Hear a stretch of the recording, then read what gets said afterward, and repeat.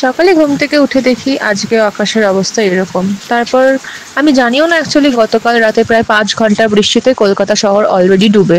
তো আমি সকালবেলায় উঠে ইভেন কাউকে জিজ্ঞাসাও করিনি কালকে সারা রাত বৃষ্টি হয়েছে, জানি না। যাই হোক সকালে উঠে ভাবলাম ঠিক আছে বৃষ্টির দিন আর আজকে মঙ্গলবার অফিস আছে তো অফিসে যেতেই হবে। বৃষ্টির দিন আর এমন কি তাড়াতাড়ি রেডি হয়ে অফিসের জন্য বেরিয়ে দেখি বাড়ির সামনেই এত জল। দেন বুঝতে পারলাম কাল সারা রাত হয়তো বৃষ্টি হয়েছে। এখনো এর ভয়াবহতা কতটা হতে পারে তার কোনো আইডিয়া ছিল না। দেন বাস ধরে শ্যামবাজার গিয়ে দেখি শ্যামবাজারের মাথায় বৃষ্টি তো নেই, আকাশ ঘন কালো করে এসছে, সব বাস আসছে যাচ্ছে, কিন্তু আমাদের অফিসের রুটের কোনো বাস নেই। হ্যাঁ, আমাদের অফিস পেরিয়েও নিউ টাউনের দিকে যেতে হয়। তারপর কিছু লোক বলে নাকি সেক্টর 5 নাকি ডুবে গেছে, কেউ বলছে হাঁটু অবধি, কেউ বলছে কোমর অবধি, একজন এসে বললো গলা অবধি ডুবে গেছে, আরো কিছু যদি বৃষ্টি হয় তাহলে মানুষ ডুবে যাবে। আমি তো ভাবলাম এটা একটু বড্ড বাড়াবাড়ি যে গলা অবধি ডুবে গেছে। সেখানে আমি 1 ঘন্টা অবধি ওয়েট করলাম বাস যদি পাওয়া যায় তাহলে চলে যাব।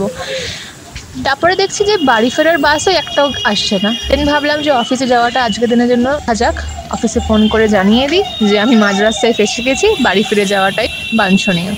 দেন বাড়ি ফেরার জন্য আলাদা করে আরও 45 মিনিট ওয়েট করতে হলো। দেন তাও একটা বাস পেলাম, বাসে উঠে আনন্দ করে আস্তে আস্তে দেখি রাস্তার এই অবস্থা। এই মাঝে সেক্টর 5-এ আমার অপর্ণা নামে এক বন্ধু পৌঁছে গেছে এবং সে ভিডিও পাঠাচ্ছে যে ওখানকার এরম অবস্থা। ভাগ্যিস সেক্টর 5 অব্দি পৌঁছায়নি, ইভেন ও বলছিল আরেকটু যদি হেঁটে যেত ধীরে ধীরে ওর পুরো কোমর অব্দি ডুবে যেত। তো যাই হোক অফিসে যে লাঞ্চ দেওয়া হয়েছিল আমাকে, বাড়িতে এসে সেই লাঞ্চটাই খেয়ে নিল। এবার আর কি, অফিস থেকে কিছু দরকারি ফোন এলে সেগুলো রিসিভ করতে হবে।